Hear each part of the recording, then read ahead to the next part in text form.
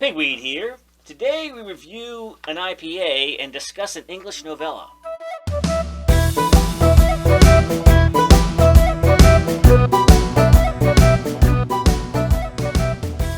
Good evening, gentlemen. Hey, good How's to see it you. going? All Good to right. see you. Good to see you. Wow, Longinus made it. Excellent. All right. So how about Excellent. some beer and conversation? That's an excellent idea. What's on your mind? Well, Mr. Jones, Okay. Old Major, Hmm. Snowball, Yeah? and Napoleon. I get it. It must be time for PNC short Ah, to the yes, classics. that's Yes, right. yes. Yes, where we read the great books by the world's great authors, provided they aren't too long. That's right. This one comes in, depending on your edition. Depending on your edition. Mine's is around 90 pages. Yeah, mine's in a different trim, and it's about 142. But, Okay. yeah. And it is Animal Farm. Animal Farm by George Orwell. Yes, very good. But before we do that, can we just get Yes, this beer? let's get this into this beer. What do you have? So this here? is local. This is from our buddies at Jailbreak Brewing Company, and it's called Clearly Chilled Cold IPA. And what's that telling you? I don't know. I don't either. because I've seen another one. It's I'm like supposed to have the questions. And you're supposed to answer them. you know, there are so many different sub-styles of IPA. There's black IPA, and there's red IPA, and there's, double IPA. There's all these different styles. I've never even heard of cold IPA. I don't know what that means. Well, let's taste it and find out. Yeah, I mean, so, okay, let's how about that? What could it mean? What could cold IPA Longinus, mean? what would your Right. guess be? What could it possibly be? Well, I mean, it's light, like it's lighter than most IPAs. It is. Yeah.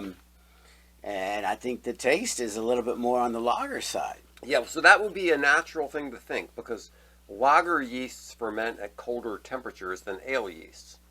So That's where you would get a cold. that's where style. you get a cold. But I It's don't a know little what sweetness. cold. I don't know what cold means in this context. It's still an IPA, which is an India Pale Ale. Yeah. And it's got this picture on the front that's, I don't know if you guys can see that. It kind of reminds me of Angry Birds, this little pig here with the funny sunglasses. Well, it reminds me of the pig on all the covers Animal of all of our Farm. books. That's right. Every one of Do you our have any books. pigs? You have I got pigs on pigs. yours? Yeah, I got pigs. pigs. Well, I got a boar. Okay, there you go. All right. Animal Farm by George Orwell. Okay, well, do you have, before we get into the book, do you have some... I got a little bit of deets on the guy. So first of all, he wasn't born George Orwell. Okay, Eric Arthur Blair. all right. Yeah, born in 1903 in British India, and he ended up being a novelist, essayist, journalist, critic. He's well known for 1984 and for this book, Animal Farm. He was raised in England, but he felt alienated from British imperialism, and he went back to India and joined the police force. Right, in so he India there for a he while. went to Eton, which is That's the school. That's Yeah. the Right. school. Yeah. And everybody that goes to Eton then goes on to Oxford or Cambridge. He doesn't. No, he goes back to India. Just like almost all of our authors, he doesn't go to college. That's right. But So- in Eton, by the way, he was taught French by a guy named Aldous Huxley. Oh, very interesting. Well, very well, interesting. well, But he well. returned to He returned to England to pursue a career in writing, and that's where he adopted his pen name in 1933. So George Orwell, the George was sort of quintessentially English. That's a very English Saint George, name. yeah. Yeah, George. And then the Orwell had to do with the River Orwell in Suffolk. Okay. Which is kind of interesting. He worked for the BBC's Eastern Service, produced broadcasts to counter Nazi propaganda. He was very committed to social justice and had a huge disdain for totalitarianism, which we'll get into in this book. Most of his stuff had to do with a satire on the corruption of socialist ideals. Unfortunately, he was a sickly man, died at a young age, died at 46 Oh, of ouch. Tuberculosis, I think. Jesus. And then- I'm so- almost there. Almost, yeah. So he was a big critic of oppression, abuse of power, and the manipulation of language. So that's where we are with good old George Orwell. Very interesting. So You might be. I hate to be the spoiler here, Yeah. but I'm just going to say it. Okay. It's a sort of a communist allegory. It Has is. anybody ever heard of that I before? think I So have, why don't we go ahead and in this case, go ahead and point out as we go along its relationship Sure. to communism. His Okay. commentary on communism. What Yep. year was this? So this is 45. 46. So so the World War is over by a couple of years. Yep. There are those who And unfortunately, there are a lot of people in the West who are enamored of communism. yes. There are a lot of intellectuals. You know, this is one of the things. When people tell you, believe the experts, listen to Yes. the intellectuals, just remember a few things. Remember euthanasia. Remember communism. Remember, what's the thing where you try to create eugenics? Right. These are all things where the intellectuals, Elites. the elites, were so ridiculously wrong. And you can't always believe the experts. It just doesn't work that way. All right, so one of the things that jumped out at me in this book is the appeal to the concept of equality. Right? I mean, when they started the revolution. Well, maybe we should Let's set the go. stage. Yeah. So we're on old Mr. Jones's farm, Mhm. and Hey, he's a drunk. yeah. Yeah, and drunk and doesn't he's- treat the animals. he's not doing as well his- he's as not- he should. he's Not the best farmer. Right. He went off on a bender, and he comes back, and his hands are taking care of the farm, but they forget to feed the animals or Yeah. something like that, Yeah. right? And they're mad. So there's a prize. Boy, old Major Yeah. is a big fat old pig who won some awards in his days for his just a prime specimen Yeah. and admired by all. Yeah. And but he's coming to the end of his days, and he knows it. And so what is It's promoting some ideas. Some ideas. What if all animals were equal? What if we didn't have to serve humans? What if we acted? What have in they our done own for us? interests? How come? Right. How come we do all the work? They steal the eggs. We plow the fields, and we get barely enough to survive. And then he takes the profit Right. and drinks it off, or Right. whatever he does, whatever he wants with it. Yes. Why is it? Why's it got to be like that? Right, so we're going to change all that. I don't know if it's going to come in my lifetime or but someday in the future, Someday animals everything's gonna are be going great. to take The over. Animals will take over, and And- everything will be lovely. But on the farm, the animals do take over. Well, in this farm, yes. In But this they, farm. in this farm. but after Major passes away, right? Right. And then, So then who's- they decide. Is it Napoleon? Who's passing? He passed the lantern to? So you've got three. So the pigs are the smartest. Yeah. Right. Well, yeah. Let's run down the characters. So you've got the three smart pigs. You've got Squealer and Snowball and Napoleon. Right. You've got the workhorses. Right. Boxer And and Clover. Clover. Yeah. So And then you got the they're- Raven, who has a sort of a crazy relationship He's with a the weird story. guy. and we'll Molly. get You to got the that. beautiful Molly. horse. The horse with ribbons. Yes, the look at me horse. Yes, the look at me horse, and then you've got a smattering. You got some of sheep, chickens. and you've got chickens, and you've got other kind of animals. And But there's a donkey that's long lived. Right, but he's a good one. We'll have but the pigs are the smartest, and so they're gonna take charge here. Yeah. And And what they start off with is this claim of equality, which is what I was thinking about earlier. That this idea that all animals are equal, and it's such a ridiculous claim. Like, in what sense are all animals equal? Are they equal in intelligence? No. Are they equal in we've established ability? that. Yeah. No, because the horses do all the work. Right. Are they equal in whether they lead or whether they follow? Are they equal in whether they're a rebel or a cooperator? Are they equal in whether they're hardworking or whether they're lazy? Are they equal in whether they can read or not? And you have to suspend some disbelief in this book, because Well, the animals right. learn to read and speak and other kinds of things. But Right, so the animals, at one time, they finally kick out the farmer, right? Right. And then they take over the farm, and the Yes. animals are very smart. Like you said, the pigs are very extremely smart. Yeah. and they come up with, was it 6 or 7 commandments? 7 commandments. And one of them is all animals are equal. All right, Yes. yeah. And what does that mean? Here, let's You're do right. that. Right. Yeah. So yeah, go ahead and read them. So the 7 commandments. Whoever goes upon 2 legs is an enemy. Whoever goes upon 4 legs or has wings is a friend. No animal shall wear clothes. No animal shall sleep in a bed. No animal shall drink alcohol. Mm-hmm. No animal shall kill another animal. All animals are equal. Right.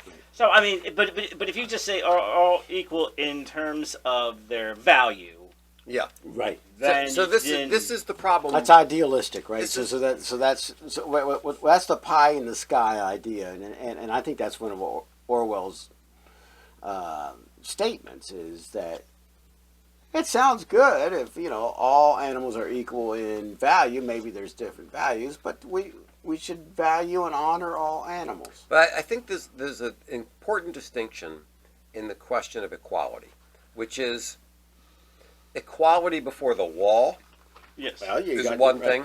Equality in terms of intrinsic value. Yeah. That's those. In those senses, equality makes a lot of sense. But if you're going to try to say everybody's equal, that's just flatly false. Well, now you're Some getting people are into equity. Yeah. Well. That Yeah. everybody Exactly. deserves the same Yeah. thing. Because the fact of the matter is, some people are smart and some people are stupid. Some people are hardworking and some people are lazy. Some people are frugal and some people are profligate. And so, in many important dimensions, people are not equal at all. Okay. And this is where we get to see that play out in Animal all Farm. right. Right. Let's play it out here. Right, but just to emphasize, all animals are equal. I think with the idea that we're all animals are of value to the society, and then I think Orwell sort of illustrates your point. Yeah.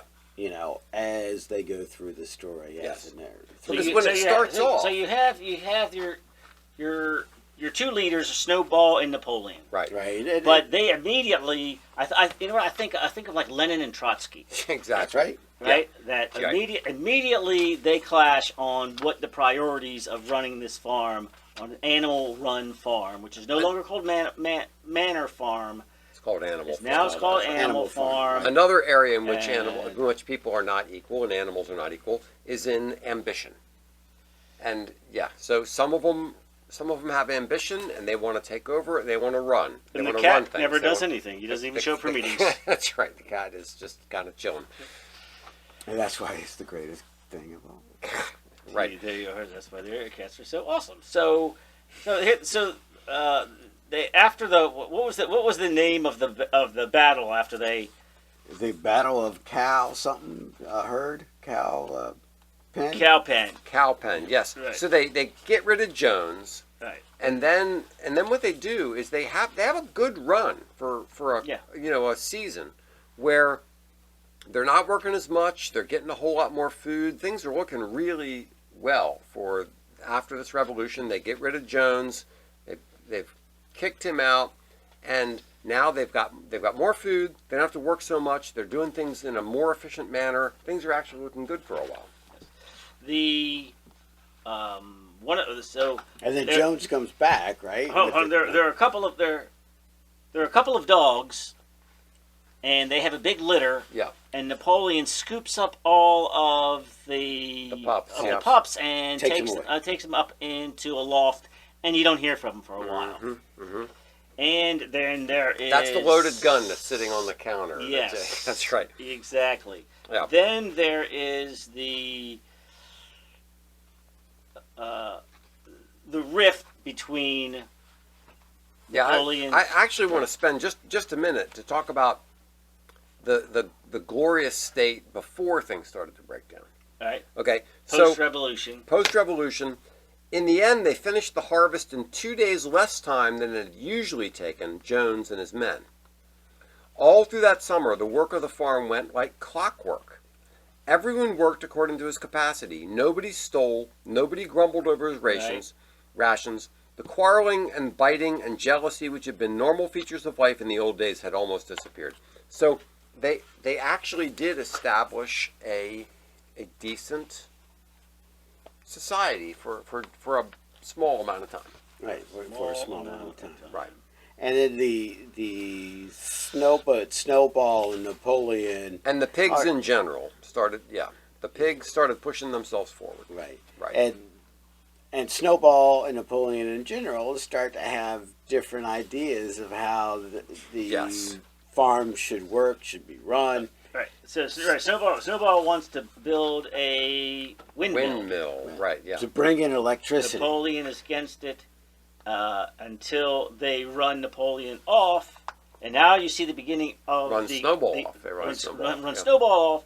Now you see the beginning of this series of rewriting history. Yeah. So go ahead. That was an interesting parallel between Animal Farm and 1984. Is you have this sort of Ministry of Truth that's rewriting history and telling you, oh no, don't believe what you think is true. This is what really happened. Right. And by the way, you go back to the Communist Manifesto, Proposition 6, which is all communications should be controlled by the government. That's right. Yes. Yep. And the other thing is get them while they're young. Yes. Which is raising those pups. Raising those pups to be loyal to Napoleon. So if we have to kill off this generation, well, that's okay. Which they kind of do. That's right. Yeah. So things. You mean an Animal Farm or in communist Russia? An Animal Farm. They end up killing a lot of people, and some of it is a little hard to understand because Napoleon, who's one of the pigs, puts himself forward as the leader, and people kind of follow along and allow him to be the leader, and then they start with this paranoia about Snowball, who they have a scapegoat. Yeah. They've chased him off, and then everything that goes wrong is Snowball's fault. Yeah, he's the boogeyman, and anybody who was in league with Snowball has to be gotten rid of. And for some strange reason, a lot of the animals just falsely confess. Yeah, they confess that they were in league with Snowball, doing these various things, and they get killed for it. And it's very strange that they. So this is the beginning of the rewriting of the commandments. Yes, but it's also the confessions are like, yeah, I'm sorry, I urinated in the drinking pond. Snowball still told me to do it. Right. Thinking that they'll get away with it by. But they don't think they're going to get away with it. They come forward confessing, knowing that everybody who's confessed so far has been killed. It's a very. So what happens to strange the commandment? Passage. Oh, the commandments all get altered. No, I mean in this particular case, right? No animal shall kill without cause. Without cause. That's right. There we go. There you go. You're okay, here it comes. Now Napoleon becomes more and more isolated. Yeah. And he becomes a dictator, right? The cult of personality develops. So it's no longer it's now whatever Napoleon says. If Napoleon says it, it must be true. Mm-hmm. And you see this with the propaganda really take place of what Boxer said. He had one statement. He always said, "I will work harder." That was Napoleon was always right. And then he added that after the Snowball incident. Right. So what you see clearly demonstrated in this book is the problem of power without accountability. Brainwashing. Well, yeah, brainwashing is a part of it, but you see power without any accountability or other power to resist it. You just have one person who's in charge, and Napoleon, and then his sort of right-hand man is Squealer, who's the other pig. But he is the minister of propaganda. Yes, exactly. Yes. So he rewrites things. He writes glowing poetry. He rewrites history. He repaints things on the wall so that it conforms to the current conditions. Yes. So if a rule, used to say no animal shall drink alcohol, but now it says no animal shall drink alcohol to excess. Yes, that's right. So now they've decided they're going to set aside a certain portion of the land to grow barley.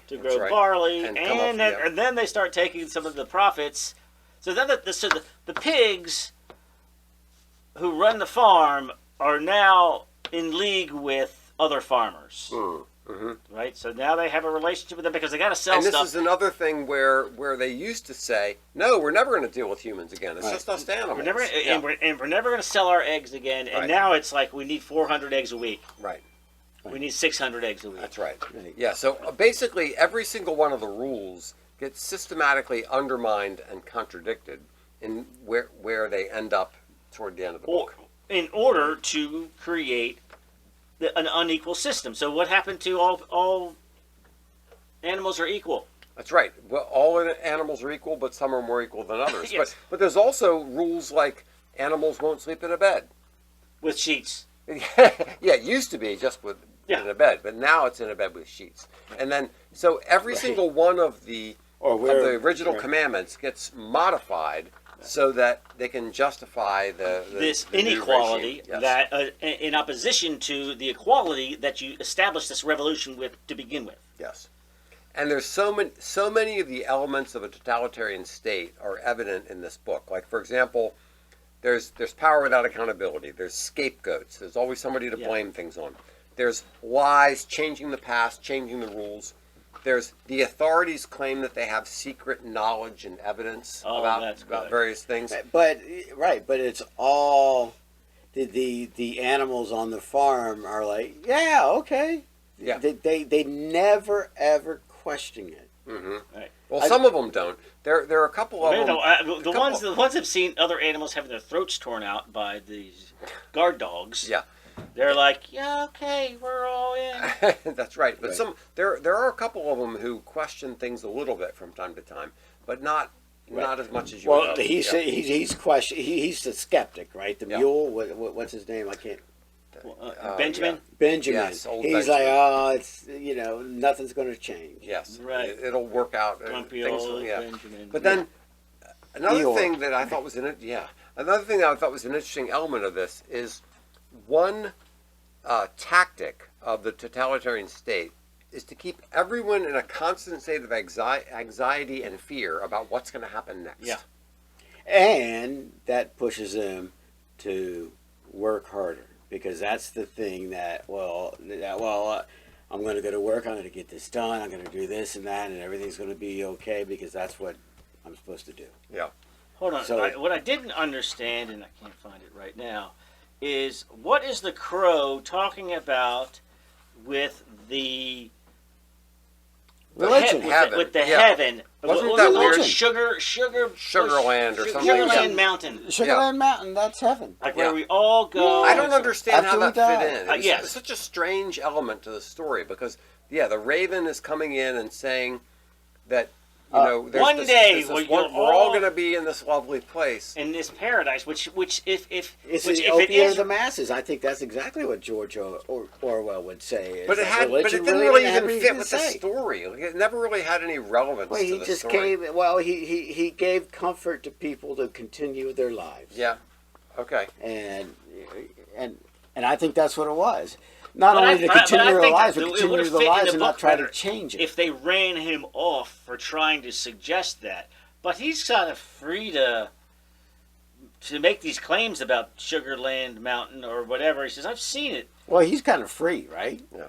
Well, can do the whatever he birds wants. can go wherever they want. Yeah. There were so many little vignettes, little statements in here that I thought were so telling about the nature of totalitarianism. I like this one. No one believes more firmly than Comrade Napoleon that all animals are equal.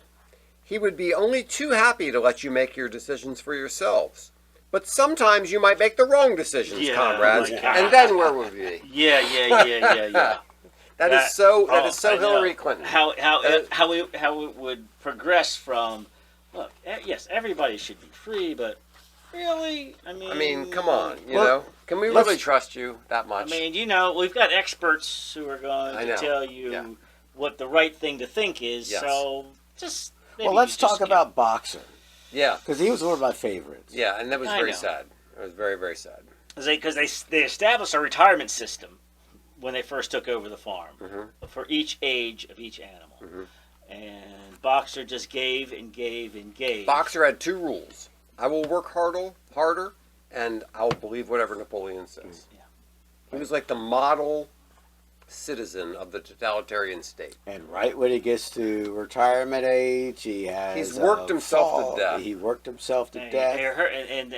they put him in the veterinarian truck Right. to go have his foot mended. But happened to, although it did say Slaughterer. Slaughterhouse. But then Squealer, the propagandist, comes in and says, "Oh no! No, they just didn't paint the truck. They just again. bought Yeah, that truck, yeah, right. and oh gosh, I went to see him, and he was doing so well, and he was getting so much better. Yeah. And unfortunately, he died. And the image you get, because they've already established that the pigs are now living in the house, living it up. They found a case of whiskey. They're living the high life here, and you know that they're spending all kinds of money on things to make their lives better, while the animals are barely getting by with enough food. Oh, I know. The other totalitarian thing is, even as they cut rations, they tell you. They announce how much more you're eating, right? And there are all these reports. This year is better than last year. Yes, it's always better. Yeah, everything's always getting better, yes. And the numbers. It's just the straight up lying out of like North Korea. Yeah. Yes. And the other thing that North Korea thought about North Korea more than Soviet Union was the scapegoating. The idea that there's this specter out there that is that snowball. Yes. You have to have an enemy to focus on. Yes. Like most people in the country couldn't find North Korea on a map or know if there are allies or not. Right. And they grow up from their entire lives. We must honor the dear leader because he's the only one keeping the United States from murdering all of us. Yeah. I mean, yeah, it's a perfect example. And is North Korea a better example of what happens when you follow the Communist Manifesto? Yes, that's right. It's the example that George Orwell couldn't have anticipated. That's right. Yeah. Right. So one thing that I thought was interesting is nowadays we are so obsessed with sex that you know there's really very, very little in here about sex, but there was one little reference in here. Okay. That Napoleon was the only boar on the farm. That's right. He was doing it up with all the sows. He was the only boar. Yes, he had that's right. tons of little. So Squealer was a sow. Yeah, but that predated this whole thing. But yeah, Napoleon had basically all the rights. Oh, I'm sorry. No. I see what you're saying.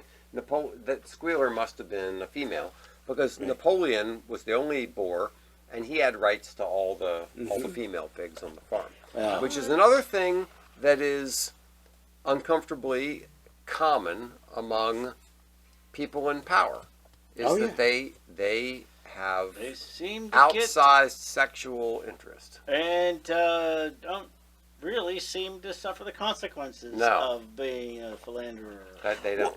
Well, here's a big question.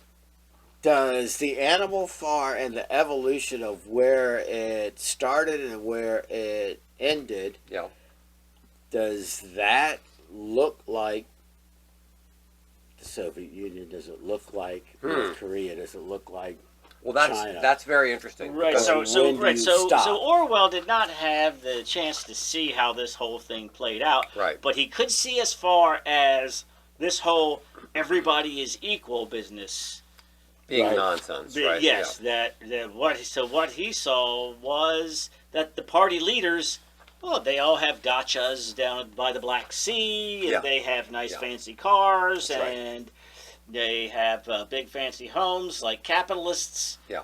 And so how does that compare to the end of the book when there's a pig walking on two legs? Yeah. So the pigs, that's actually a violation. That's another violation of the seventh commandment. They start off with all these commandments, and they're gone by the end. Animals, not humans. Like every single one of the seven commandments has been violated.